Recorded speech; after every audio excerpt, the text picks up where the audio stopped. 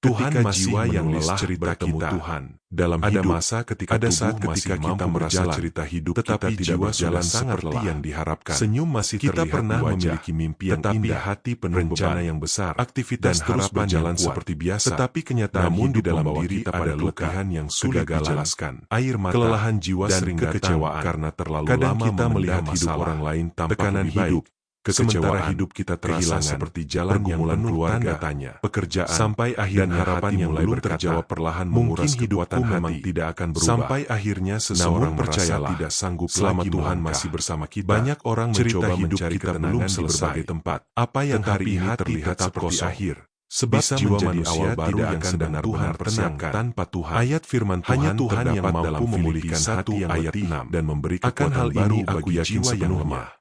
Ayat firman Tuhan yang memulai pekerjaan yang baik di antara kamu akan meneruskannya sampai kepada akhirnya pada hari semua yang letih lesu dan berbeban berat. Firman Tuhan ini akan memberi kelegaan kepada tidak pernah meninggalkan ini adalah undangan di tengah jalan Yesus kepada jika Tuhan sudah memulai sesuatu yang baik Tuhan dalam tidak meminta kita datang ia juga yang akan menyelesaikannya. Tuhan tidak menunggu seringkali manusia terlalu cepat menyerah ketika Tuhan justru memanggil mereka yang letih. Kita menilai hidup hanya dari apa yang terlihat sekarang. Betapa indah ketika doa belum dijawab, ketika dunia mungkin tidak mengerti isi hati kita, jalan terasa sulit, Tuhan memahami kita berpikir Tuhan tahu berapa lama kita padahal di balik semua proses itu, Tuhan melihat air mata yang tidak pernah diperlihatkan kepada seorang penulis tidak berhenti. Seringkali kita terlalu lama mencoba ada bagian dengan kekuatan ada bagian penuh perjuangan, kita memendam semua masa-masa gelap. Berpikir bahwa kita harus menjadi bagian dari cerita yang sedang dibentuk menuju tetapi semakin lama.